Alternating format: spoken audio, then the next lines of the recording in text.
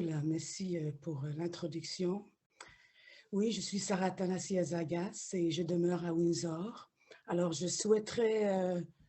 voudrais souhaiter la bienvenue à tous les invités, les parents, les organisateurs, à cette soirée qui sera vraiment informative parce que j'avais hâte à cette soirée-ci, par exemple. J'ai des garçons qui sont en 11e année qui bientôt, ils iront à l'université et ce serait vraiment intéressant d'apprendre quelque chose de cette discussion ce soir. Alors avant tout, je voudrais faire la reconnaissance de territoire. Je commence par dire que nous aimerions commencer la session aujourd'hui avec une reconnaissance du territoire. Nous reconnaissons que nos activités se déroulent sur des territoires autochtones traditionnels de l'Ontario. Je tiens à souligner aussi que les terres sur lesquelles nous sommes et d'où je suis connectée ici à Windsor, y compris l'Université de Windsor et le Collège Saint-Clair, font partie du territoire traditionnel de la Confédération des Premières Nations des Trois-Feux, formée des nations Ojibwe, Odawa et Potawatomi. Nous souhaiterions exprimer notre reconnaissance à la Terre-Mère et les ressources que nous utilisons, ainsi qu'à honorer les peuples des Premières Nations, Métis et Inuits, qui vivent sur le territoire depuis des temps immémoriaux. Alors, je souhaiterais aussi continuer à présenter Madame Mélanie Lafrance, qui est une administratrice et professionnelle des affaires étudiantes ayant plus de 10 ans d'expérience dans le secteur de l'enseignement supérieur.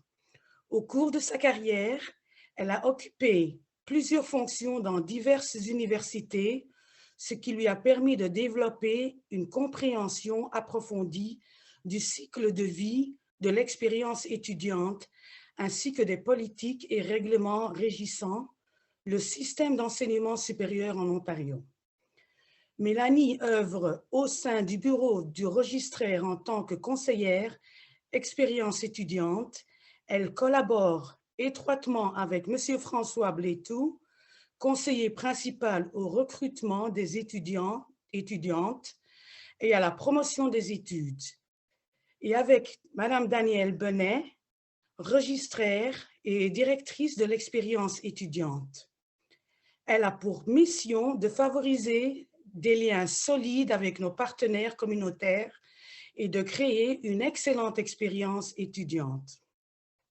Mélanie détient un baccalauréat en psychologie, une maîtrise en analyse culturelle et théorie sociale et une maîtrise en éducation à Wilfrid Laurier University. En septembre 2021, elle débutera également son programme de doctorat à l'Université de Toronto en éducation à la justice sociale. Merci et je passe la parole à Monsieur François Blétou. Bonsoir à tous et bienvenue à l'Université de l'Ontario français. C'est une session spéciale pour vous. Donc, on est vraiment ravis de le faire avec le PPE. Alors, Edith Dumont devait faire cette introduction et en fait, elle est en vacances. Elle a pris une semaine de vacances. Alors, elle a bien choisi parce que comme il neige, c'est parfait. Elle a choisi sa semaine. Alors, je vais vous lire le texte qu'on a préparé ensemble avec Edith. Donc, Edith Dumont, c'est la vice-rectrice au partenariat communauté et relations internationales à l'UOF. Elle est également correctrice ou rectrice par intérim avec Denis Berthiaume, qui est responsable académique. Voilà. Alors moi, c'est François Blétou. Je suis conseiller principal au recrutement et je suis ravi d'être parmi vous ce soir. Alors, je me suis excusé pour Edith. En ce qui me concerne, moi, je viens de l'Université de York. Je viens de York University. J'étais sur le campus bilingue de Glendon. Mais également, je représentais toutes les 11 facultés. Vous savez qu'il y a 11 facultés à York, donc c'est pas mal également. Comme vous pouvez voir avec mon accent, je ne viens pas forcément du Canada, mais ça fait 12 ans que je vis à Toronto. Je suis né en Europe, dans une ville qui n'est pas très loin de Paris, on va dire. Et j'ai vécu principalement à Lyon, et puis ça fait 12 ans que j'ai immigré moi-même en Ontario. Alors, je suis vraiment ravi d'être à l'UOF et de faire ce projet et de vous parler ce soir. Alors, pourquoi l'UOF ? Alors, permettez-moi d'abord de reconnaître que l'Université de l'Ontario français est probablement un des projets les plus importants des 10 prochaines années dans le paysage éducatif de l'Ontario. Et c'est à ce titre que nous sommes là aujourd'hui, ce soir, pour vous donner toutes les facettes, les valeurs de notre nouvelle institution, mais c'est votre nouvelle aussi institution. Alors, nous accueillons pour la première fois, nous allons accueillir pour la première fois des étudiants en septembre 2021. Et j'espère que vous ressentez, malgré cette distance, puisqu'on est tous derrière des caméras, notre énergie, notre enthousiasme à vous offrir de pouvoir étudier et de vivre en français à l'Université de l'Ontario français et effectivement dans cette belle ville de Toronto. Alors, tout est nouveau chez nous. Notre campus va ouvrir ses portes à l'automne. Nos programmes, nos professeurs, nos employés qui arrivent des 4 coins du monde. C'est absolument incroyable de démarrer une université au XXIe siècle. Je peux vous dire qu'il y a une énergie, c'est du jamais vu pour avoir travaillé dans d'autres institutions. C'est vraiment super. Alors, nous sommes tous là pour vous et surtout pour vous offrir un lieu et des programmes de baccalauréat des plus innovateurs.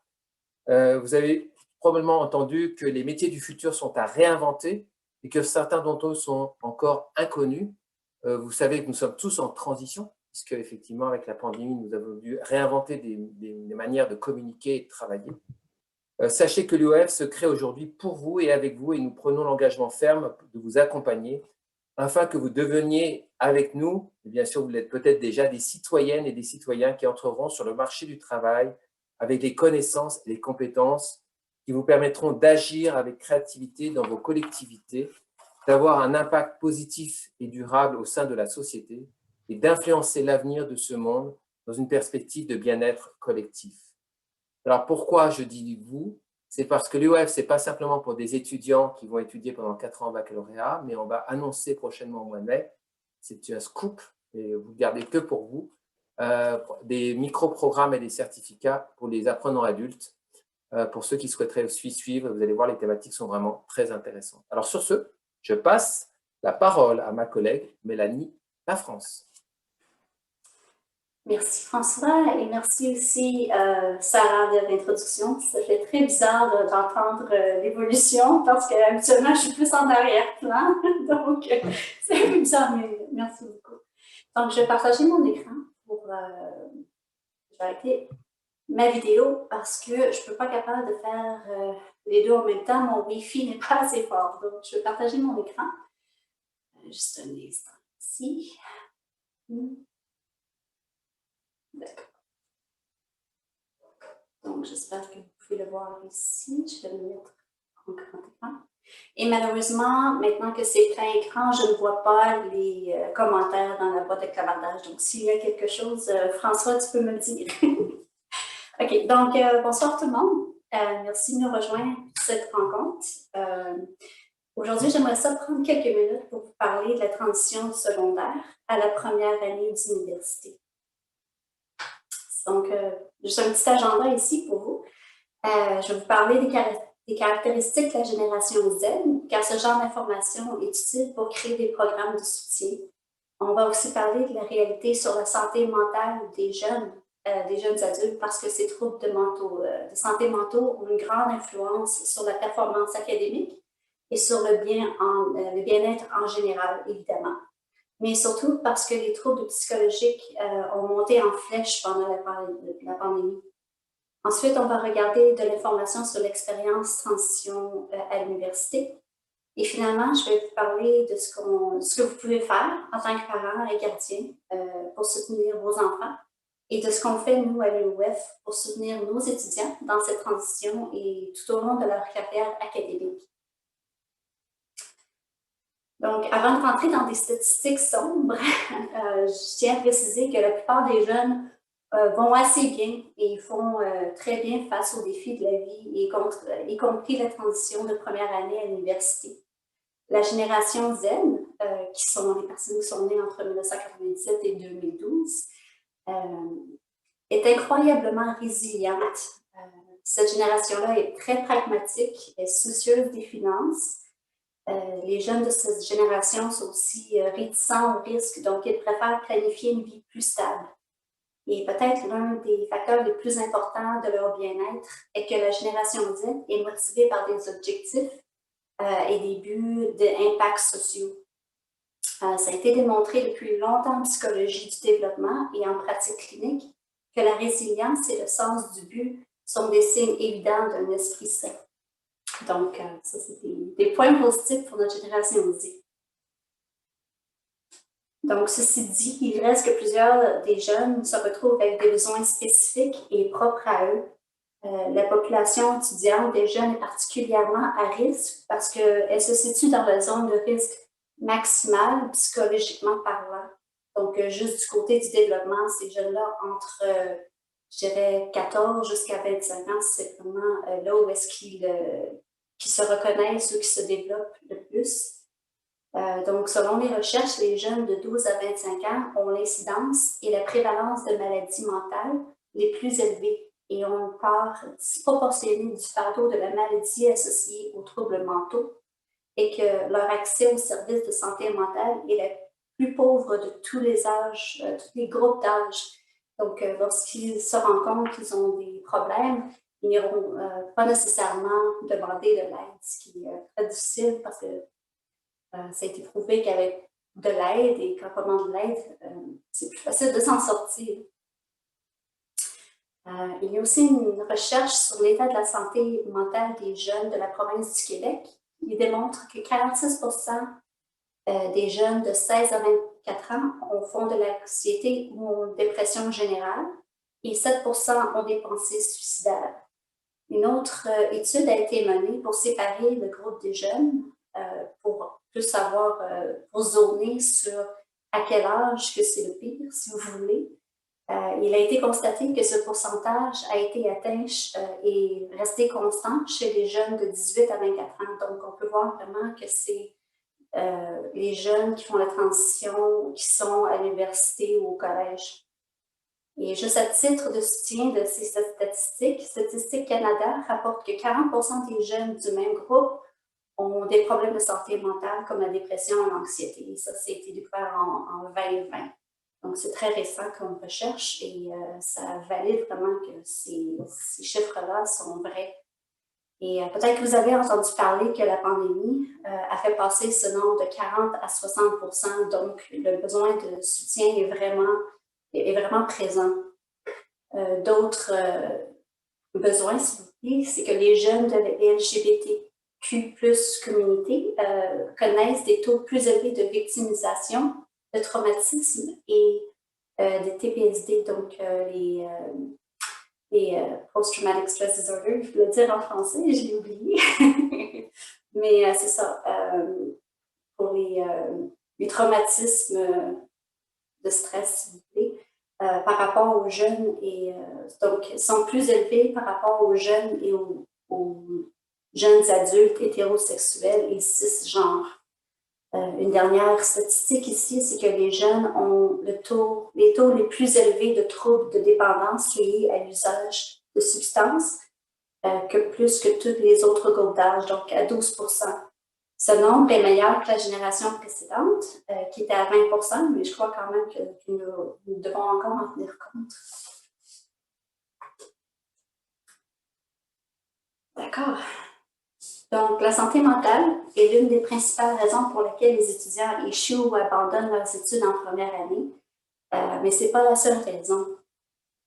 Conformément à la recherche, les principales raisons sont qu'ils ne savent pas quoi faire. Après le secondaire, de nombreux jeunes ne savent pas quoi faire et il y a cette attente selon laquelle ils ont besoin de poursuivre des études, mais ils n'ont pas le temps de comprendre ce qui les motive, alors ils vont aller dans des domaines où on leur dit où aller, où ils pensent qu'il se traduira par un bon travail, mais ils réalisent ensuite que le sujet n'est vraiment pas pour eux. Il y a aussi des raisons financières. Je pense que je ne vous dis rien de nouveau quand je dis que l'université, ça coûte cher. Les dépenses, soit qui sont couvertes par les parents, par vous, ou que les étudiants doivent occuper 1 ou 2 emplois à temps partiel et emprunter des prêts étudiants. Le stress financier est vraiment une charge lourde et certains jeunes peuvent finir par arrêter leurs études. Il y a aussi les obligations familiales. Certains étudiants ou étudiantes ont des obligations familiales qui prennent trop de temps et ils finissent d'abandonner ces obligations. Donc, ce genre d'applications peuvent être prendre soin de leurs enfants, parce que oui, il y a des jeunes, mais il y a des jeunes qui ont déjà des enfants quand ils commencent l'université, mais on a aussi des étudiants adultes dans leur fin vingtaine, trentaine, quarantaine, donc ils peuvent avoir des enfants. Ils peuvent aussi superviser un jeune frère ou sœur, aider régulièrement un grand-parent ou un parent adulte plus âgé, s'occuper régulièrement des tâches ménagères comme la cuisine, nettoyer et faire les courses. Aussi, ils peuvent être obligés de travailler pour fournir au revenu familial. Donc ça, c'est des applications qui pourraient peut-être les porter à abandonner leurs études.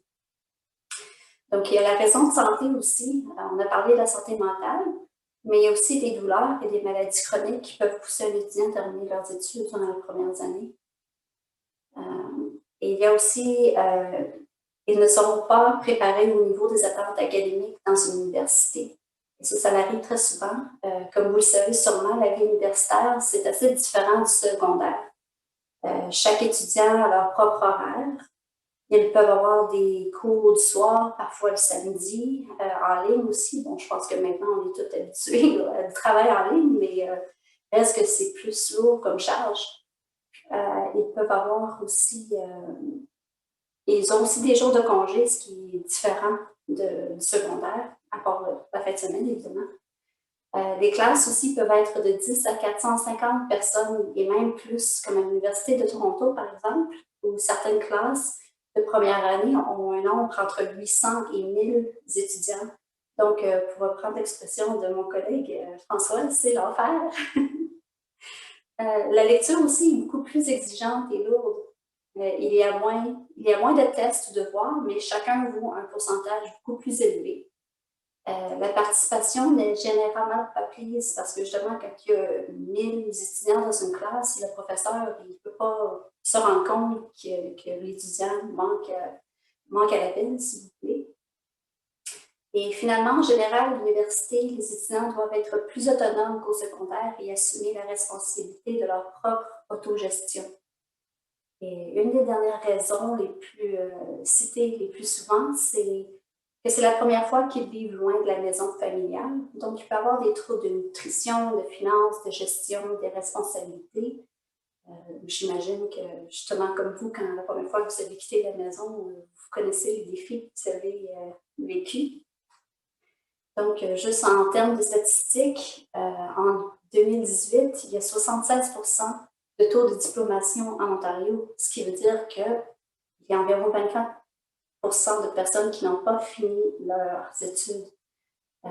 C'est un petit peu difficile de trouver le taux d'abandonnement en première année au Canada. La dernière statistique qui a été faite, c'est en 2013, qui disait que c'est environ 14% des étudiants quittent leurs études en première année, ce qui est quand même assez gros. J'ai trouvé aussi d'autres statistiques qui disaient environ 17% l'année passée, mais ça, c'était juste dans les maritimes, donc je ne sais pas si ça peut se transférer au restant du Canada ou en Ontario.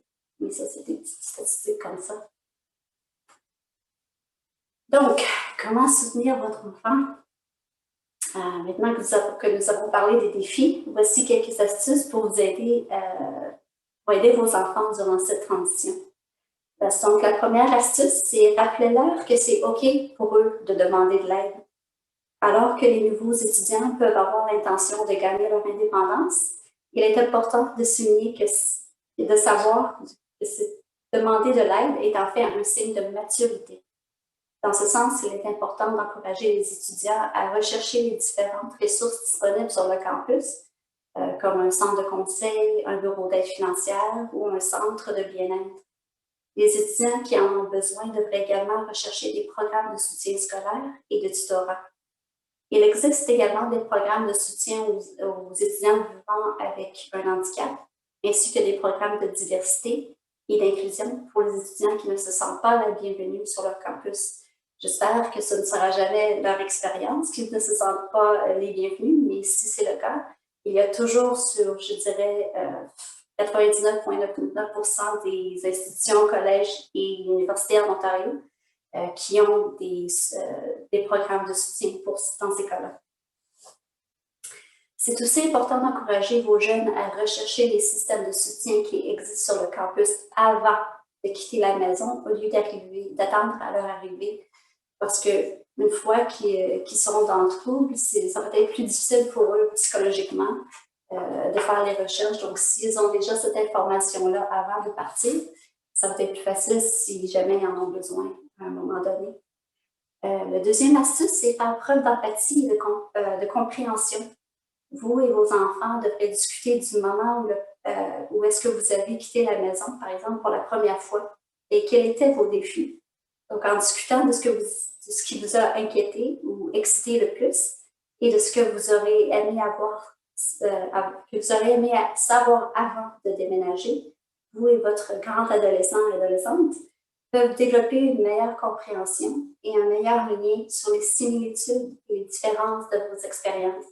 Peu importe si vous avez fréquenté un collège ou une université, parce que ces expériences-là, ils se lient tous en même temps. Troisième astuce qui est très importante, c'est discuter vos attentes. La façon dont les parents communiquent avec leurs attentes peut affecter l'estime de soi des étudiants. Donc, c'est pourquoi il est important de discuter des sujets allant de la sécurité personnelle à l'observance religieuse loin de chez soi. D'autres sujets peuvent inclure la fréquence à laquelle les parents et leurs enfants qui sont à l'université communiquent entre eux, parce que ça arrive souvent.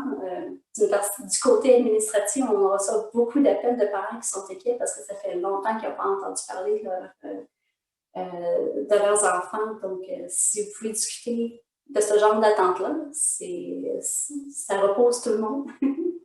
Un autre aussi, un sujet très important, c'est l'argent et le budget.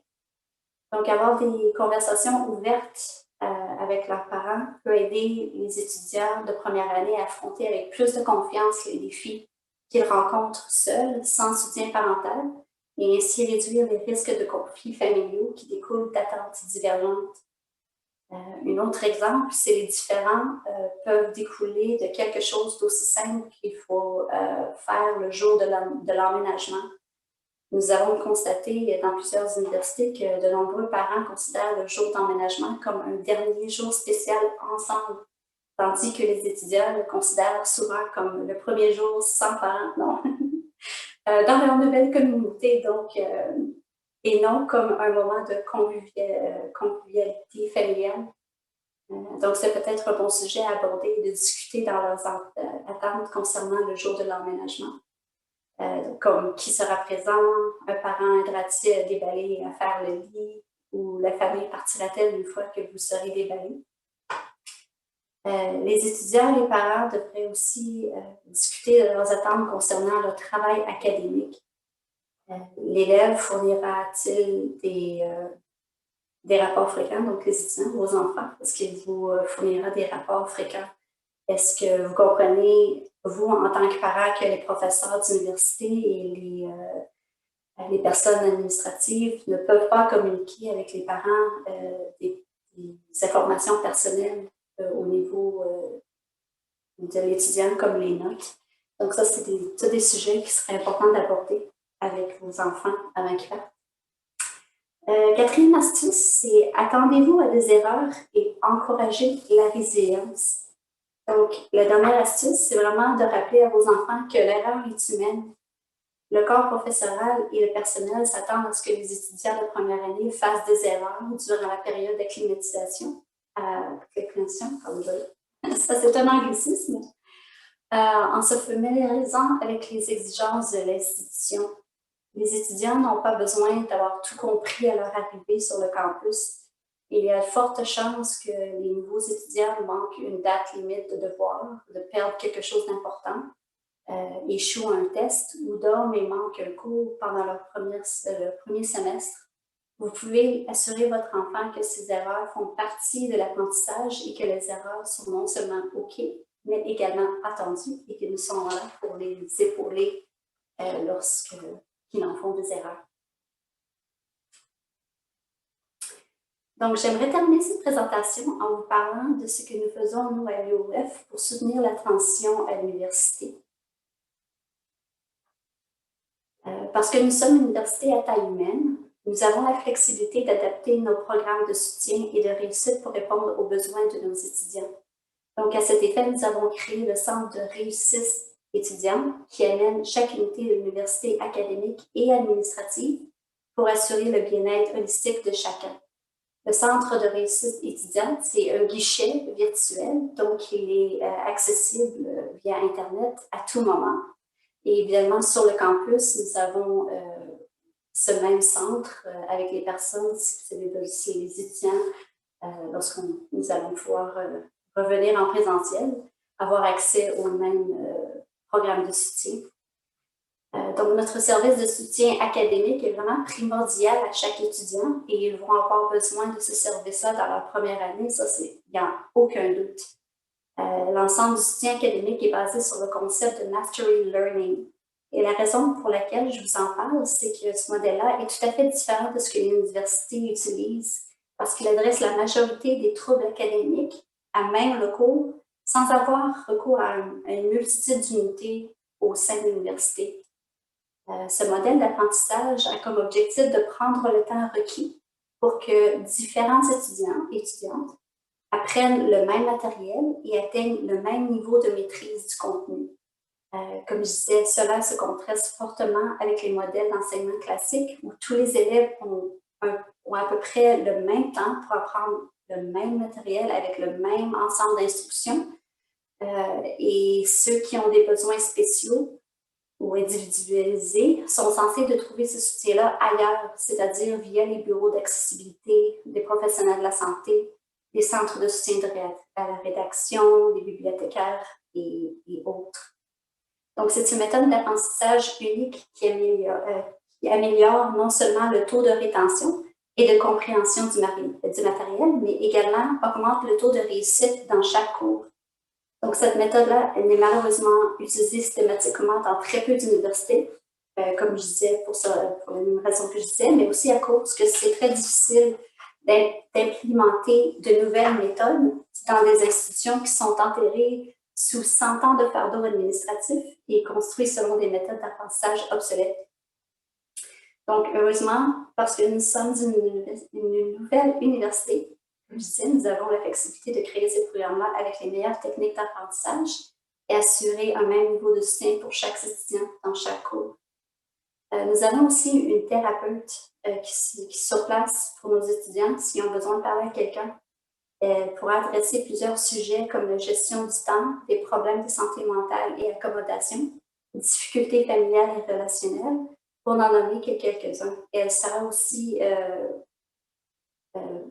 très involved, inclus dans les discussions avec les professeurs. Engagés. Oui, engagés, merci. Engagés dans les conversations avec les professeurs, justement, pour cette transition-là et les mettre à jour sur le développement psychologique et aussi les méthodes d'enseignement les meilleures pour certaines, lorsqu'un étudiant a besoin d'un soutien spécifique, si vous voulez. Autre service pour le soutien du bien-être inclut un programme sur la littératie financière. Donc, nos étudiants vont savoir comment faire un budget, de comprendre le crédit, c'est quoi un bon crédit ou un mauvais crédit, aider à compléter leurs impôts même. La saison est presque finie, mais ça va revenir l'année prochaine. Il va aussi avoir du soutien d'accessibilité pour des situations de handicap, de troubles d'apprentissage et autres circonstances personnelles. Donc, nous allons définitivement prendre des mesures pour aménager le parcours en fonction des besoins particuliers de chaque étudiant.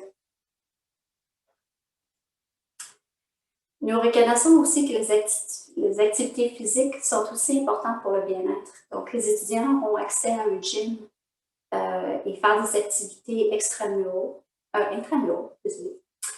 cours de fitness, et nous organiserons aussi des activités telles que le ski alpin ou de fond, patinage sur glace ou autres activités physiques suggérées. Donc, sur ce point, les étudiants peuvent toujours nous contacter au Centre de la réussite étudiante et nous dire s'ils souhaitent faire une activité qui n'est pas encore disponible. Et nous, notre job, c'est de travailler pour l'offrir lorsque ce sera possible, évidemment. Donc, pour terminer, un autre aspect important du bien-être qui sera particulièrement cultivé à l'UOF, c'est le côté socioculturel et l'identité francophone. D'après mon expérience avec les étudiants universitaires, l'un des aspects les plus marquants de leur expérience est tout ce qui se passe après les cours. Donc, nous organisons de nombreuses activités centrées autour de cette identité culturelle. Par exemple, aller voir une pièce de théâtre au Théâtre communautaire de Toronto, participer à des micros ouverts. Nous aurons des soirées trivia et aussi des événements café-culture. Donc, c'est tout pour moi. J'espère que cette présentation vous a fourni quelques informations utiles au sujet de la transition de certains de nos services et activités qui montrent que nous croyons vraiment au potentiel de chacun de nos étudiants et notre but est de fournir une expérience personnalisée et holistique qui contribuera à la réussite et au bien-être de vos enfants. Et aussi, j'espère que vous avez retenu que la transition n'est pas seulement celle de vos jeunes, mais aussi la vôtre. Donc, je vais vous laisser mon adresse courriel à l'écran ici. Et si vous avez des questions, n'hésitez pas à me rejoindre. Merci. Peut-être avant qu'on avance, juste voir s'il y a des gens qui ont des questions à partir de la première partie. OK, je vois que Louis, tu as la main levée. Je ne sais pas si c'est OK avec vous si on utilise, s'ils font verbalement des questions. Mélanie, François, oui? OK, vas-y Louis. Oui, pas de problème. Oui, merci, merci pour cette belle présentation. Je suis papa de 3 ados. Mon aîné sera à l'université l'année prochaine et quand je vois que la santé mentale et tout ce qui est différenciation est à cœur pour l'université, je me suis dit, c'est là où on devrait envoyer nos enfants. Ma question n'est pas pour mes enfants, c'est sur moi-même, pour les adultes. Là, je suis en programme de maîtrise et je suis en mi-chemin. Est-ce que vous comptez faire aussi une reconnaissance si, par exemple, d'ici septembre en éducation, vous avez un programme de maîtrise, est-ce que vous allez reconnaître les leçons déjà prises ou… La question est claire? Oui, la question est très claire. Félicitations pour vos études. Comme je finis présentement aussi ma maîtrise, je comprends le trouble que vous êtes en train de vivre.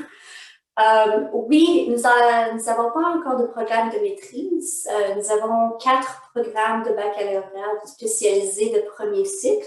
Nous allons, comme François a dit, nous allons avoir plusieurs autres programmes à temps partiel, des micro-programmes, des micro-certificats, des certificats et d'autres choses aussi que nous allons faire l'annonce bientôt. Donc, on n'a pas encore de maîtrise, sauf que pour le mois de septembre, parce qu'on est vraiment à l'année 0, nous n'avons pas les ressources ou même juste les cours pour accepter des transferts de crédit de d'autres institutions pour d'éducation supérieure. Parce que vraiment, tout le monde va commencer en année 1, donc en première année, et les cours de deuxième année ne sont pas encore construits. Donc, même si on voudrait, les cours ne sont pas encore offerts. Donc, cette année, non. L'année prochaine, oui. Merci. Peut-être Badri, ensuite Néné. Salimatou. Oui, merci Soula. Merci à Madame La France, à Monsieur Bleitou pour ces exposés. C'est très intéressant de vous écouter et de voir comment il y a pas mal de programmes ou d'aides offerts aux élèves en difficulté. Mais en vous écoutant, on a l'impression qu'il n'y a que ça, que des élèves qui ont des problèmes, des étudiants qui ont des problèmes. Donc, moi, ma question ici, c'est très intéressant de savoir que cette aide est disponible, mais j'aimerais savoir concrètement quels sont les programmes. Si je suis venue ce soir, c'était pour savoir surtout quels sont les programmes que vous offrez, parce que les parents autour de nous souvent nous disent « Oh, il y a une université française qui est en train d'être mise sur pied, mais qu'est-ce qu'ils offrent vraiment ?» Et la dernière fois que j'avais visité votre site web, il n'y avait pas beaucoup d'informations sur le concret vraiment de l'université. Quels sont les programmes qui sont offerts? Donc, j'aimerais bien savoir ici ce qu'il y a comme programme, qu'est-ce qu'on peut proposer à nos parents, pour leurs enfants, à nos étudiants autour de nous. Merci. D'accord. Peut-être juste clarifier, est-ce que vous parlez des programmes de soutien aux étudiants ou les programmes comme le de baccalauréat? Oh, je crois que vous êtes en sourdine, désolée. Je n'ai pas entendu. Oui, oui. Les programmes de soutien, je pense qu'on a vraiment très bien compris. C'est parfait, si je peux dire. Ce que je veux savoir, c'est vraiment ce que vous offrez. Parce que moi, une université, c'est très bien d'offrir ce soutien-là, comme M. Koudou a dit tout à l'heure, de savoir que nos enfants vont être acceptés d'où qu'ils viennent, qui qu'ils soient. Mais pour moi, l'université, ce n'est pas ça. Pour moi, l'université, c'est je vais à l'université pour avoir une maîtrise en sociologie, je vais à l'université pour avoir tel diplôme. C'est ça que je veux savoir. Je veux dire, c'est pas… Oui. François, je vais te laisser cette question. Oui, on a une présentation qui va juste démarrer dans quelques secondes là-dessus. Donc, en fait, avec Soula, on s'est dit peut-être qu'il y aurait des questions plus spécifiques sur cette thématique, mais en fait, il y a une présentation qui attend là, qui est tout chaud, qui sort du four dans quelques secondes. Vous pouvez patienter, on va y arriver. Vous allez voir, c'est très sympa. Là, il y a beaucoup de choses, puis il y aura, j'imagine, pas mal de questions. Donc, je serais ravi de pouvoir répondre à vos questions juste après. Est-ce qu'il y a d'autres questions? Non? On attaque. Il y avait Néné Salimatou et ensuite on peut procéder après ça. Merci Soula, merci Monsieur François et Madame Mélanie. Je ne vais pas me répéter comme l'a dit Madame Badrier, mais j'ai une autre question. C'est de savoir, est-ce que vous acceptez aussi les étudiants internationaux? Si oui, quelle est la procédure, s'il vous plaît? Merci. Oui, alors j'y réponds. On accepte tous les étudiants internationaux, également les franco-ontariens et canadiens et de tout le monde entier. Donc, la procédure, ça s'appelle UAC 105. Donc, pour ceux qui ne sont pas canadiens, qui souhaitent effectivement appliquer, ils vont faire leur demande, en fait, leur demande d'admission au centre universitaire de l'Ontario, qui est obligatoire. C'est un centre qui est géré par le gouvernement provincial et ils choisiront la filière UAC 105.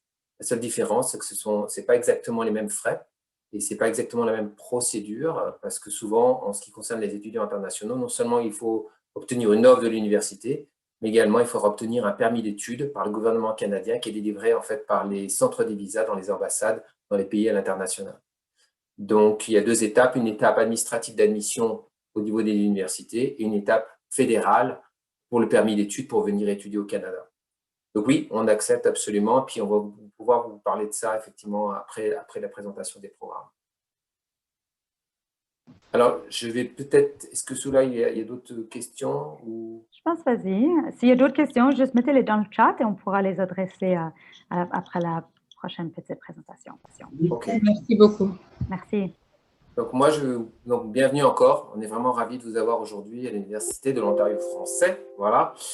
Donc pour votre présentation. Donc on va parler pédagogie, programme, service. Mélanie l'a abordé, donc on parlera éventuellement exigence si vous êtes intéressé. Et puis bien sûr des questions-réponses. Alors moi, c'est François Blétou. Je suis conseiller principal au recrutement et à la promotion des études. Qu'est-ce que ça fait un conseiller au recrutement et à la promotion des études? Ben, ça rencontre les étudiants, ça rencontre les familles. On peut discuter vos projets aujourd'hui, demain. La décision, c'est toujours la décision de l'étudiant. Les familles sont là pour guider, nous on est là pour guider, mais la décision finale, le message principal, c'est la décision de l'étudiant. Pourquoi? Parce que c'est eux qui vont faire les études et c'est leur futur. Donc Mélanie, effectivement, a expliqué ça un petit peu aussi. Alors, l'opportunité de l'université en français, c'est vraiment de vivre et étudier en français à Toronto, qui est la capitale économique du Canada. Vous savez que l'Ontario, c'est 14 millions d'habitants, 1 million de francophones. Le produit intérieur brut de l'Ontario est proche de la Belgique et de l'Allemagne. Donc, on est vraiment une province qui a vraiment beaucoup de moyens. Et on n'avait pas d'université dans la région de Toronto. Or, vous savez que c'est quand même une des démographies les plus importantes et qui pousse actuellement l'économie. C'est quand même dans le centre-sud-ouest. Donc, il fallait qu'il y en ait une présence francophone. Bien sûr, on peut étudier à Ottawa. Bien sûr qu'on peut étudier à Sudbury. Et au contraire, je connais toutes les personnes de toutes les autres universités pour les avoir pratiquées. Donc, on vient simplement s'inscrire en plus dans le paysage. Et on collabore déjà avec les collèges et les autres universités, croyez-moi, depuis pas mal de temps. Alors, Toronto, je ne vais pas vous refaire parce que si vous êtes pas loin de la région et puis que vous avez né dans le coin, vous pouvez imaginer ce que c'est. Mais pour les étudiants, c'est quand même pas mince d'aller dans une des villes les plus dynamiques du monde. C'est la capitale économique du Canada, donc il faut penser job, carrière et réseau, et comment construire son réseau au niveau avant de rentrer à l'université et pendant qu'on est à l'université. Et puis, c'est également une des villes les plus multiculturelles du monde, donc c'est-à-dire qu'on arrive à vivre tous ensemble, on vient de partout. Alors, le nouveau campus, vous le voyez ici, j'ai peut-être pas le temps de vous passer les petites vidéos, mais j'aimerais pouvoir, vous avez ici, quand vous allez recevoir la présentation, regardez la vidéo du quartier. Donc, on va être au 9 Lower Jarvis, c'est-à-dire à 100 mètres du lac Ontario. Il y a déjà le collège George Brown qui s'est installé. On est à peu près à 12 minutes à pied de la gare de Union Station. Donc, c'est très facile pour se rendre sur le campus. C'est un campus moderne qui est en train d'être en construction. Il y a une petite vidéo également ici, vous pourrez regarder, de l'intérieur des locaux qui sont en construction, et on a fait une 3D pour montrer un peu les salles. D'ailleurs, c'est ce que vous pouvez voir derrière moi. Ça ressemblera aussi à ça. Il y aura tout un tas d'environnements, des cafés. Les élèves pourront effectivement… il y a un Loblaws juste à côté. Le quartier est très vivant. Ça s'appelle le corridor de l'innovation. Et c'est très intéressant comme quartier parce que c'est un quartier en plein boom. Beaucoup d'entreprises se relocalisent ici. Alors, pourquoi l'UOF ? Si on est tous là aujourd'hui, c'est qu'il y a bien une raison qui nous passionne. C'est aussi 3 points. Le premier, c'est le point identitaire. L'UOF est né de la francophonie, de vous, de nous, tout le monde. Et notre rôle, c'est aussi de la nourrir. Donc, en fait, on rentre dans un écosystème qui est le vôtre et on s'inscrit dans une histoire qui a démarré depuis 1980, vous savez, avec l'arrivée des écoles publiques, catholiques et publiques en Ontario, les collèges dans les années 90, francophones, parce que tout ça, ça n'existait pas avant 1980. On pouvait éventuellement étudier un peu en français avant 1980, mais on n'avait pas de conseil scolaire indépendant, on n'avait pas d'université indépendante, on n'avait pas de collège indépendant. Et là, c'est la première, ça s'inscrit dans toute cette logique-là, académique, éducative. Donc l'UOF, c'est simplement la construction qui continue au niveau de l'éducation francophone en Ontario. Le deuxième point, c'est effectivement, comme on l'a dit, le projet académique. Alors, j'essaie de réduire un tout petit peu ma fenêtre. Voilà.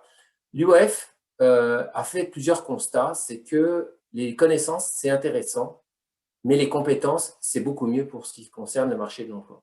Donc, le point de vue de l'UOF, c'est clairement de développer les connaissances et les compétences professionnelles pendant 4 ans. Vous seriez étonné que certains endroits, vous apprenez des choses et 4 ans après, c'est obsolète parce que tout simplement, vous prenez le numérique, ça a changé. C'est très important que les universités non seulement enseignent, mais également comprennent que dans 4 ans, peut-être que l'étudiant, s'il est sur un marché qui bouge beaucoup, par exemple, je prends le numérique en exemple parce que c'est vraiment le cas, ça a énormément changé en 4 ans. Donc, c'est très important que les compétences évoluent durant la scolarité et ça, c'est notre rôle en tant qu'éducateur de penser à ça. Donc, l'insertion socio-professionnelle, je peux vous parler de mon expérience à York, c'est une excellente université. Il y a un centre de carrière qui est probablement un des meilleurs de tout l'Ontario, mais les élèves n'y vont pas. Pourquoi ? Parce qu'ils attendent la 4e année pour se préoccuper de leur insertion socio-professionnelle. C'est normal, vous rentrez dans une université, pourquoi se préoccuper dans 4 ans du travail que vous allez faire ? À l'UOF, l'idée, elle est tout à fait différente. On veut que l'insertion socio-professionnelle, ça soit une préoccupation de l'étudiant dès le démarrage. Et on va l'aider dans son parcours, en fait, à construire cette insertion socio-professionnelle par un certain nombre de choses qu'il va faire et qui va créer un déclic dans sa tête qui fait qu'au bout de 4 ans, il va atterrir au bon endroit. Donc ça, c'est très important de comprendre ça, ce qui va donner des gens beaucoup plus adaptables et beaucoup plus polyvalents. Alors, quand on regarde simplement la pédagogie, aujourd'hui, quand vous allez choisir une université pour vos enfants, ou même vous-même, si vous avez étudié, vous avez peut-être étudié dans des disciplines, sociologie, urbanisme, gestion, droit. Puis, peut-être, vous avez eu la chance de faire économie et géographie, une mineure, une majeure, économie, sociologie, parce que vous avez dit finalement, ça m'intéressait. Voire, vous avez été peut-être dans un endroit universitaire où les sciences sociales humaines étaient importantes, on commençait à mélanger tout ça.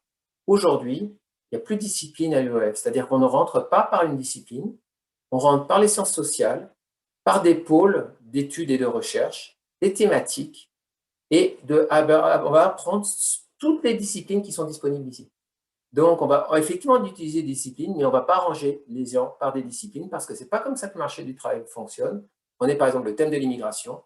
L'immigration peut être économique, géographique, sociologique, urbanisme, droit, gestion, psychologie, histoire. Pourquoi voir l'immigration uniquement à travers l'histoire alors qu'en fait, elle est à travers toutes ces disciplines? Quand on a créé l'UEF, on s'est posé la question quels étaient les besoins de la société du XXIe siècle. Puisque vous savez qu'on n'est pas là pour reproduire forcément le modèle qui existait avant, puisque le modèle existe. Ce qui nous intéresse, c'est aussi pouvoir améliorer et changer également, apporter des changements au monde et éviter certains biais éducatifs. Vous savez que l'éducation est bien, mais parfois, elle transporte des biais. Donc, notre rôle, c'est éviter effectivement ces biais. Quelles sont les compétences requises par les employeurs et quels sont les grands enjeux? Quand on pose les grands enjeux de demain, quels sont les grands enjeux de demain à la génération Z? C'est effectivement, par exemple, l'environnement et le retour social de l'économie qui sont les plus importants. Alors, à partir de ça, on a bâti 4 thématiques. Ce sont des pôles d'études et de recherche, c'est-à-dire qu'on va avoir à Toronto 4 écosystèmes aujourd'hui: la pluralité humaine, les cultures numériques, l'innovation et économie sociale, l'environnement urbain, où autour de ça, il va y avoir à la fois des connaissances, de la recherche, de l'économie, des entreprises qui vont graviter autour de tous ces 4 pôles.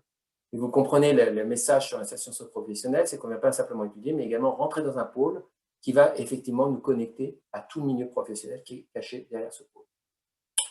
Alors, la première thématique du pôle, ça s'appelle pluralité humaine. Donc, les gens souvent nous ont dit, qu'est-ce que ça veut dire? En fait, c'est l'homme dans la société.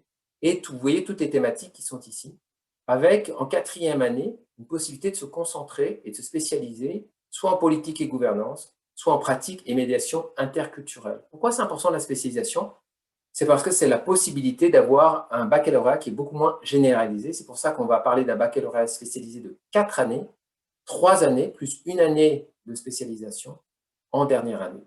Voilà, alors on a une des fiches qu'on va vous faire parvenir et qui contient tous les exemples d'emploi, mais pour les gens qui veulent faire analystes politiques, intervenants sociaux, médiateurs, chargés de projet d'intervention, du droit, même médecine, ce serait des bacs absolument très intéressants à faire parce qu'il va vous donner une vue de 360 sur toutes ces thématiques et les disciplines associées à cela, et la possibilité effectivement de se spécialiser en 4e année et rentrer dans des domaines. Alors comme on aura des petites classes de 20 à 25 personnes, automatiquement, vous pouvez imaginer que les notes, les résultats sont importants, puisque pour ceux qui veulent faire des maîtrises, comme vous le savez, c'est à peu près 40 cours sur 4 ans, 10 cours par an, et il faut une moyenne pour certaines maîtrises de B+ de moyenne, voire A- si vous voulez faire du droit. Donc, par exemple, ce genre de produit est très intéressant pour ce genre d'étudiants. Les cultures numériques, alors c'est effectivement, on entend parler le mot numérique, qu'est-ce que ça veut dire? Il y a l'écologie numérique. Est-ce que vous avez entendu parler de ça? Probablement pas. L'art numérique est en train de complètement changer la phase de l'art aujourd'hui. Donc, la compréhension du marché numérique et puis une concentration artistique en 4e année ou pour le secteur des communications. Alors, je n'ai pas trop parlé des carrières, mais vous savez qu'en Ontario et particulièrement à Toronto, on a une pénurie de main-d'œuvre bilingue. Ça veut dire des gens qui parlent, qui savent écrire en français correctement. Donc, on a vraiment besoin d'avoir cette université parce que les étudiants qui vont en sortir vont avoir des débouchés. Il y a plein d'employeurs. C'est très difficile de recruter à Toronto des gens qui savent parler les 2 langues, anglais et français.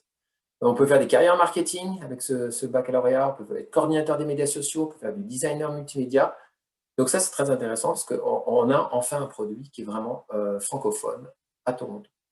Environnement urbain, pareil, très intéressant parce qu'avant, si vous voulez apprendre tout ce qui est la ville, comment la ville est construite, et on sait que 60% aujourd'hui de la planète vit dans des villes. Il y a certains endroits au Canada, c'est 80% des gens vivent dans des conurbations urbaines. On n'avait aucun baccalauréat en français au niveau de la région de Toronto, puisqu'il fallait aller au LOCAD. Moi, ma fille l'a fait, j'ai 3 enfants, donc une qui a fait LOCAD, dont un programme d'environnement urbain, parce qu'il n'y avait pas ce programme justement en français. Alors, c'est intéressant parce qu'on va parler du design des villes. Vous le vivez vous-même aujourd'hui avec la pandémie. La ville va complètement changer de forme. Je ne sais pas si vous avez entendu parler des smart cities ou des villes intelligentes, c'est-à-dire tous ces réseaux de conurbation connectés depuis Chicago à Montréal. Donc tout ça, les étudiants vont rentrer dans ce système de compréhension des villes, des transports collectifs, comment l'être humain fonctionne dans les villes. Et ça va déboucher en termes d'emploi sur des planificateurs municipaux. Et on a besoin, dans la ville de Toronto, de gens bilingues. Metrolinx recrute des gens régulièrement bilingues. On a besoin dans les gouvernements provinciaux de l'Ontario, qui sont à Toronto, des gens bilingues, pour faire des analyses de politique urbaine, des développeurs de marché vert, des agents de durabilité. Et il y a encore beaucoup plus d'options d'emploi, bien sûr, dans la fiche programme. Économie, innovation sociale, c'est vraiment pour moi, un programme très intéressant parce que, je ne sais pas si vous vous rappelez 2008, mais 2008, c'était l'effondrement du système financier aux États-Unis. Les banques avaient prêté à des gens qui ne pouvaient pas, bien sûr, rembourser, tout s'est écroulé. En Europe, c'est pareil, beaucoup de banques ont dû être refinancées. Au Canada, aucune banque n'a eu besoin d'être financée. Alors, ça veut dire qu'on vit dans un système financier extrêmement solide au Canada et on est fiers de l'avoir, ce système. On a les 5 plus grandes banques du Canada basées à Toronto. Vous pouvez imaginer ce que ça veut dire au niveau du débouché du marché de l'emploi. Beaucoup de banques travaillent avec le Québec et peu de banques trouvent de main-d'œuvre bilingue. Donc, encore une fois, on revient aux mêmes problématiques. Où sont les bilingues? Est-ce qu'ils peuvent travailler dans les banques? Parce qu'on a des clients également au Québec, on a besoin de les servir. Donc, les côtés innovation sociale, ça, c'est la génération Z. La génération Z ne veut plus simplement une rentabilité à outrance. Vous allez voir qu'on va faire de la finance ici, de l'éthique du développement. Mais clairement, cette génération nous a dit il faut qu'il y ait absolument ce qu'on appelle en anglais le social currency, le retour social de l'économie auprès des communautés et des collectivités. Et vous le sentez vous-même dans tous les environnements de travail que vous êtes. Quand vous ouvrez la télé, c'est une préoccupation permanente de cette nouvelle jeunesse.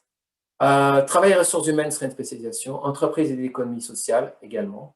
Et effectivement, on a développé ce baccalauréat pour servir aussi nos communautés en Ontario et on sait qu'on a besoin de gens dans ces communautés, pas que simplement dans les grandes banques. Voilà. Alors, comment fonctionne un baccalauréat à l'UOF? Première année, c'est les fondements. Deuxième année, l'approfondissement. Troisième année, la spécialisation.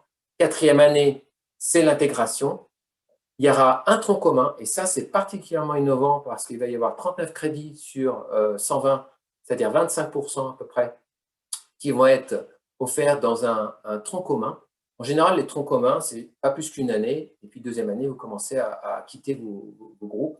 Là, l'intérêt, c'est qu'on va parler de transdisciplinarité, donc c'est-à-dire pas de discipline, c'est ça que ça veut dire, et surtout toutes les méthodologies de recherche et d'intervention, parce qu'on s'aperçoit que dans les sciences sociales et humaines, il y a le mot science. Le science veut dire recherche et intervention veut dire application de la recherche.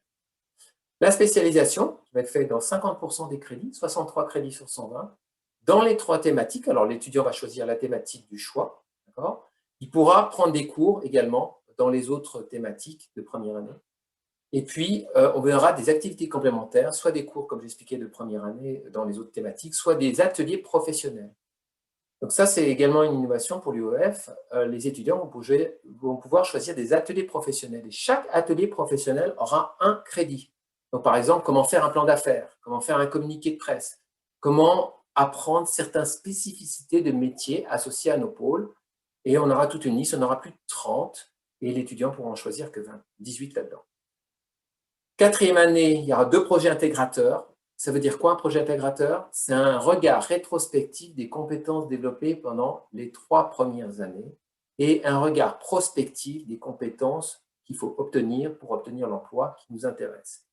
Un stage expérientiel, un séminaire de stage, les cours de concentration dont je vous ai expliqué dans les fiches, et puis surtout, le clou, c'est le CV académique, ce qu'on appelle maintenant le répertoire UOF, qui va consigner en fait toutes les compétences que va développer en première année, deuxième année, troisième année, quatrième année les étudiants. Parce que quand on arrive en quatrième année et qu'on ne s'est pas préoccupé de ça, des compétences développées, on regarde l'annonce d'emploi ici, en cinquième année, là, donc ici, on imagine qu'on cherche un emploi, on regarde les compétences des employeurs, puis quand on a oublié qu'une des compétences que l'employeur recherche, on l'a acquise en première année. Et avec le répertoire de compétences, l'étudiant va justement noter toutes les compétences. Et ça, c'est dans le curriculum, c'est-à-dire que c'est le rôle aussi du corps professoral de s'inquiéter, de se préoccuper de l'insertion socio-professionnelle. Et ce n'est pas simplement ce qui va être acquis à l'UOF, mais également le travail, parce que si un étudiant travaille, il développe des compétences en dehors de la salle de classe. Et si l'étudiant fait du bénévolat, également, il sera consigné là-dedans. Voilà. Alors, je ne vais pas parler du centre de réussite parce que c'était parlé par Mélanie. Et puis, je répondrai à vos questions en fonction des questions qui sont posées, les exigences, etc., etc. Voilà ce qui me concerne. Ah, merci beaucoup. On est presque à 8 heures, mais j'aimerais donner la chance pour des questions, si les gens, après la présentation ou juste de façon générale.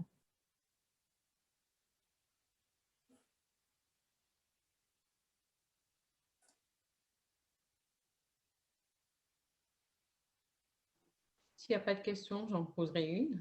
S'il n'y a personne, mais je vais attendre.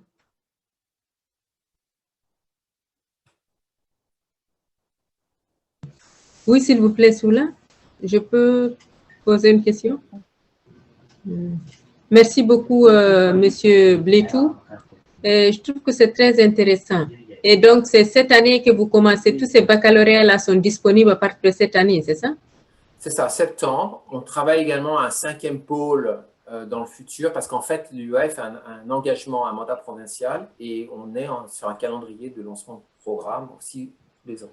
Donc aujourd'hui, on ne commence qu'avec 4 baccalauréats spécialisés.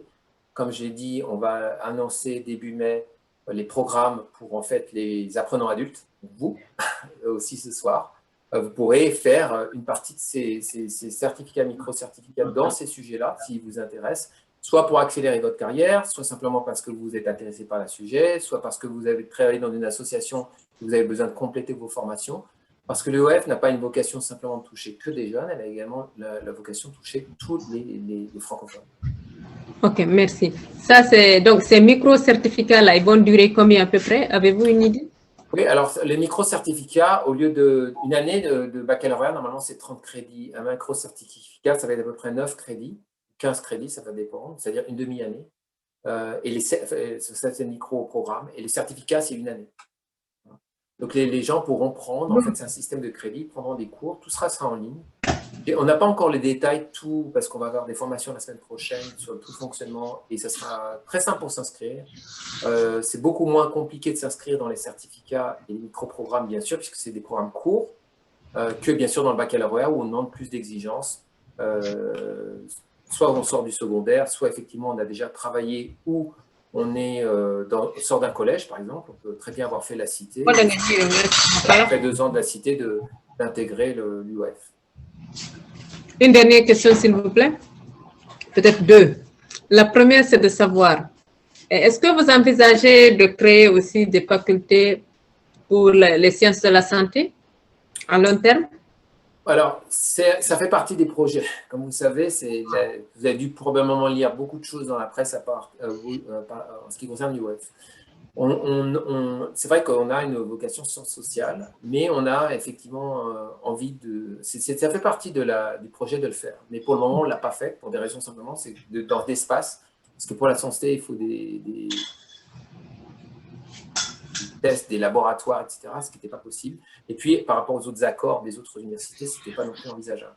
Mais on est en train effectivement de changer ce plan, donc on espère en avoir, mais pas pour la rentrée 2021. Par contre, on aura un certificat ou un micro-programme qui s'intéressera pour les programmes de santé pour les gens qui auraient appris par exemple des programmes en anglais et qui auraient besoin d'avoir la traduction en français de tout ce qui est le jargon en fait en français de cet aspect professionnel en santé. Vous voulez parler? Désolée de vous interrompre. Vous voulez parler peut-être de la terminologie médicale? Oui, c'est la terminologie, je dirais plutôt la linguistique que de la terminologie médicale, mais je préfère pas vous en parler parce que je n'ai pas assez de détails là pour vous en parler. On va faire des sessions. Je vais faire pratiquement 12 sessions, une par semaine, dès que ça va être lancé. Donc, vous pourrez vous inscrire et là, on pourra effectivement vous donner tous les détails. Okay. Mais sachez que on va avoir également l'éducation. L'éducation nous est souvent posée. J'espère qu'on l'aura, puisque on est en train de travailler, à réfléchir, à déposer dans le futur un projet éducatif. C'est très long. Vous savez, il faut une approbation de tous les cours, tout le projet éducatif. Donc, on aura effectivement un baccalauréat en éducation, mais pas pour la rentrée de 2021. Excellent. Une dernière question, ça, je vous promets. Néné, je veux juste interrompre peut-être parce qu'on a 2 autres questions qui surviennent. Est-ce que c'est OK si on prend ces 2? OK. Absolument. Merci beaucoup. OK. Alors, il y a quelqu'un qui s'appelle CAIFA, Carrefour des femmes. Oui, c'est le Carrefour de femmes et familles.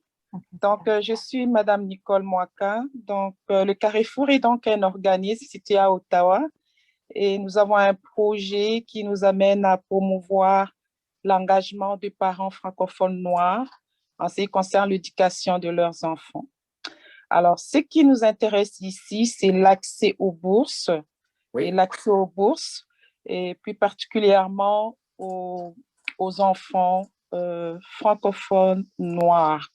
Alors, j'aimerais avoir une idée sur le bourse. Voilà. Voilà. Alors justement, j'attendais la question sur les bourses parce que je ne l'ai pas présenté, je ne vais pas faire la présentation trop longue. Alors, le système des bourses est le suivant. Est-ce que la personne est canadienne ou résidente permanente ou... Oui? Pour répondre à la question plus précisément. Oh, peu importe. D'accord, ok. Alors, il y a deux systèmes de bourses. Le premier système, c'est les bourses d'admission pour tous, c'est-à-dire qu'il n'y a pas besoin de déposer de dossier. Tous les étudiants qui vont s'inscrire à l'UF vont avoir une bourse garantie de 1 500 $. D'accord? Donc, ça, peu importe d'où vous venez, le pays, et peu importe si vous terminez l'école secondaire, vous êtes déjà à l'emploi, etc. Donc, ça, c'est la première chose. Cette bourse se transformera après, dans les autres années, ce qu'on appelle la bourse de persévérance. Alors, comme on n'a pas d'étudiants en deuxième, troisième année, on n'en parle pas trop là pour le moment, mais sachez que c'est une bourse qu'on aimerait continuer pour pouvoir garantir votre choix de l'UF. La deuxième bourse, c'est ce qu'on appelle une bourse d'admission d'étudiants, qui est une bourse de niveau au mérite, mais il y a des conditions et c'est une bourse principalement réservée aux élèves qui sont en études secondaires. Ça veut dire que si, par exemple, vous avez déjà été en collège une année, vous ne pouvez pas postuler à cette bourse. En revanche, si vous êtes, par exemple, en 12e année et que vous avez, par exemple, 90 à 95% de moyenne, vous allez obtenir 3 500 $. Si vous avez 95% de moyenne, 5 000 $. Donc, si vous faites le compte, 1 500 $ pour un élève qui est en 12e, il y aurait 95% de moyenne, plus 5 000 $, ça fait 6 500 $. Or, la scolarité à l'UF, elle est ici de 6 100 $. Ça veut dire que l'élève démarre avec un crédit de 400 $.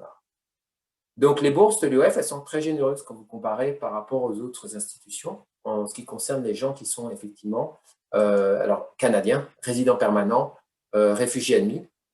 Ils pourront effectivement bénéficier de ces bourses, mais attention, ce sont des bourses pour les étudiants qui sont en école secondaire en Ontario. Ça peut être également anglophone d'immersion, mais également, bien sûr, des étudiants qui sont en école française. Ok, merci. Alors, pour l'international, le système est un petit peu différent. Donc, les 1500 existent toujours, donc ça, je tiens à le préciser. On a remplacé la bourse d'admission par une autre bourse qui est une bourse d'excellence. En fait, le bureau du registraire, quand il regarde le dossier d'étudiant, pour les dossiers qui sont vraiment excellents, parce qu'on a une somme limitée, on fait remplir un questionnaire avec 3 questions. C'est très simple, on n'a pas un truc très compliqué. Et en fonction on veut comprendre en fait d'où vient l'étudiant, son côté holistique un petit peu. Et si on peut lui attribuer la bourse, on lui attribue la bourse et ça peut aller jusqu'à 4 000 à 5 000 $ également. Merci. Je pense que je ne veux pas dépasser trop, alors on arrêtera à 8h10 pile, parce qu'on a juste 2 questions qui restent, une qui est dans le chat et une qui est par Karine. Donc, si tu veux aller, Karine, et si on peut essayer de répondre à ces 2 questions rapidement pour terminer. Ok, bonsoir à tous et merci pour ces belles présentations. Donc, je suis maman de 3 enfants et mon aînée, elle sera à l'université dans 6 ans. Et en tant que parent, j'explore déjà pour voir quelle université, où est-ce qu'elle ira à l'université. Actuellement, elle est dans un programme totalement en français. Et j'avoue que je m'inquiétais jusqu'ici. Je me demandais, mais où est-ce qu'elle ira après son diplôme d'études secondaires? Et je voulais vraiment la renvoyer en anglais parce qu'honnêtement, je m'inquiétais. Mais avoir votre présentation, c'est rassurant déjà d'un premier pas. Donc, ma question, c'est, elle aimerait faire des études, elle aimerait devenir avocate, faire des études en droit, je suppose. Donc, si on doit choisir dans votre université parmi nos choix, déjà, vous m'avez rassuré par la présentation que l'insertion socio-professionnelle est rassurée, c'est bien. Mais j'aimerais savoir combien d'années pour elle, par exemple, qui veut être avocate, ça lui prendra.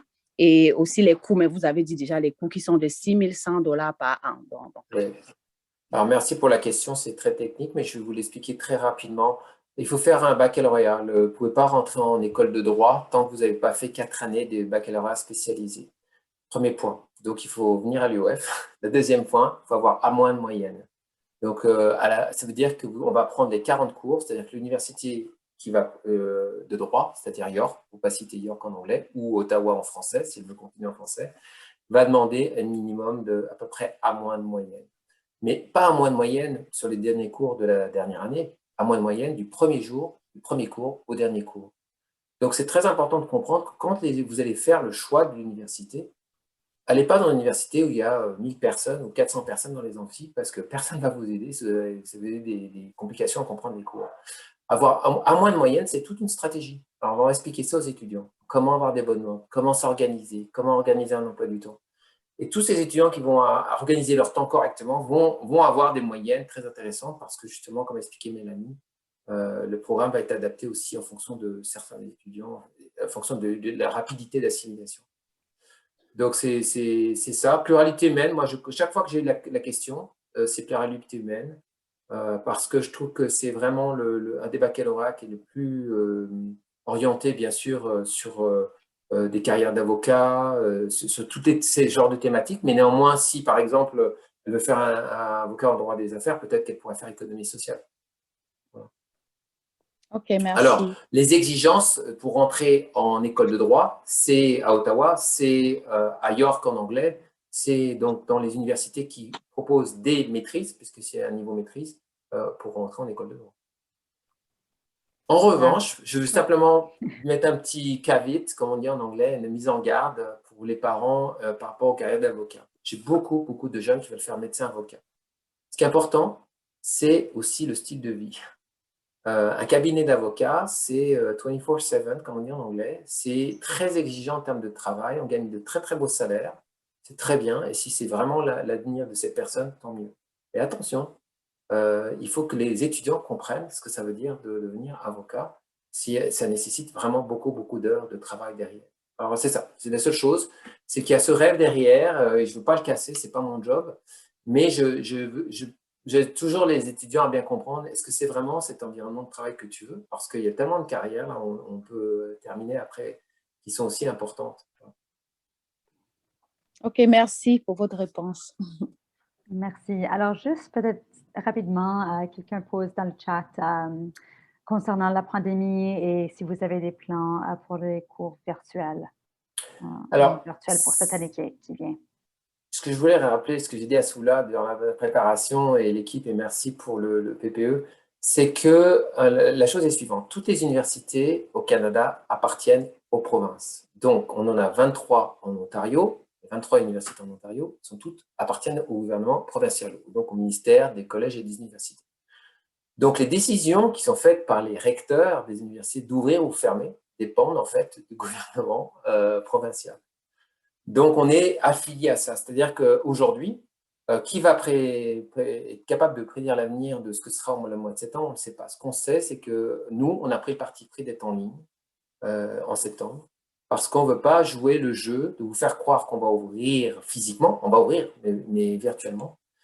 Et puis, une semaine après, vous dire « Désolé, rentrez chez vous, reprenez le train et finalement, tout va être en ligne ». Ça existe. Ça existait aux États-Unis, pour ne pas citer, certaines universités américaines ont joué ce jeu-là. Ça n'a pas amusé du tout les parents ni les enfants, les étudiants. Donc voilà. Donc, en ce qui concerne l'UF, on attend les consignes du gouvernement. Aujourd'hui, beaucoup de choses se racontent, mais moi, je fais partie de toutes les universités, là, tous les groupes, on sait qu'on sera en virtuel. Donc, il y a très grande probabilité qu'on sera en virtuel. Peut-être qu'en deuxième année, ça sera différent, parce que c'est vrai que nous, on n'avait que des premières années, donc peut-être attention quand vous lisez ce qui s'écrit, faites la distinction entre une première année et une deuxième année. Voilà. Je voulais juste aussi préciser que nos cours et nos programmes sont une combination de en ligne et en présentiel aussi. Donc, même si la pandémie n'aurait pas arrivé, nos cours, une partie de chaque cours, de chaque programme est virtuelle. Donc, ça nous a aidé justement dans cette optique-là que la pandémie. Et quand je dis virtuel, c'est pas juste justement parce que beaucoup d'institutions ont été pris en surprise, si vous voulez, lors de la pandémie, et essayer de prendre tout le matériel qui était supposé être en présentiel et le faire à travers Zoom ou faire comme asynchrone. Et c'est vraiment comme niveau de pédagogie, c'était vraiment nul. Désolée pour dire ça comme ça, mais c'était vrai quand même. Donc, vu, nous, que c'était dans nos plans du commencement, la façon que les cours vont être donnés en virtuel, on peut prendre toute cette information-là et le mettre en virtuel comme qu'on allait le faire anyway. Ouais, c'est ça. Vous l'avez tous vécu. On a dû, puisque moi, on l'a tous vécu l'année dernière, on a dû tous faire une transition. Et cette transition des cours, il y a peu de cours en fait. Il y a peu de cours pour un élève. Il y a beaucoup de préparation. Vous seriez étonné le nombre d'heures de cours versus le nombre d'heures de préparation. Donc, il y a beaucoup plus de préparation, de recherche à faire. Donc, les cours en ligne ont été effectivement transférés par les institutions du jour au lendemain, mais effectivement, le matériel pédagogique n'était pas adapté. Donc, en ce qui nous concerne, nous, on démarre sur, on va dire, une feuille blanche et on avait déjà prévu effectivement d'avoir un format hybride. Voilà. Donc, mais il y aura bien sûr du présentiel dès qu'on pourra aussi revenir sur le campus. OK, super. Ben, merci beaucoup. C'était super intéressant, informatif. Je vous remercie, François et Mélanie, et à tout le monde aussi d'être venu. J'ai mis un lien à une évaluation dans le chat. S'il vous plaît, remplissez-la. Dites-nous ce que vous pensez.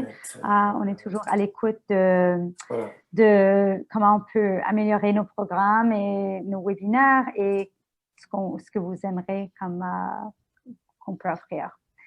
Donc, merci énormément. Je ne sais pas s'il y a quelqu'un qui aimerait un dernier mot pendant que les gens cliquent ce lien et commencent à partir. Si vous voulez enlever votre sourdine et dire un petit au revoir, c'est la bienvenue aussi.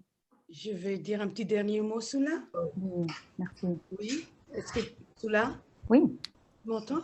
Oui. Je peux dire un dernier mot? Oui. Ah ben, je voudrais remercier tout le monde d'avoir participé et je remercie Monsieur Blétou et Madame Lafrance, Mélanie Lafrance, Monsieur François Blétou. Je te remercie à toi aussi. Je remercie tous les parents et les invités d'avoir été présents parce que je trouve que pour moi, personnellement, c'était un exposé et une présentation très instructive. Alors, merci bien et bonne soirée tout le monde. Merci. Avant que vous ne quittiez, s'il vous plaît, Soula, est-ce que vous pouvez remettre les contacts là, s'il vous plaît?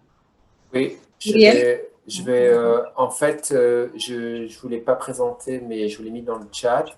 La meilleure moyen, c'est d'aller sur le site et de remplir un formulaire. Parce que quand vous allez sur le site de uontario.ca, U comme université, Ontario, bien sûr, vous connaissez, .ca, vous allez tomber sur le site de l'université et là, vous allez avoir en bas un formulaire qui va vous préqualifier et vous rentrer dans la base de données. Et grâce à cela, on va pouvoir faire le suivi avec vous. Mais si jamais vous voulez nous envoyer un WhatsApp ou une admission ici, c'est pareil, on va vous faire le suivi. François, Bétou, moi-même, ou Chériline, c'est Chichou. Merci, au revoir. OK, merci tout le monde. Au revoir. Bonne soirée. Un grand merci pour vous, puis ça nous a fait plaisir. Au revoir. Merci Soula, merci le PPE, merci Adrien. Au revoir. Merci à vous. Merci Sarah. Merci. Au revoir, merci.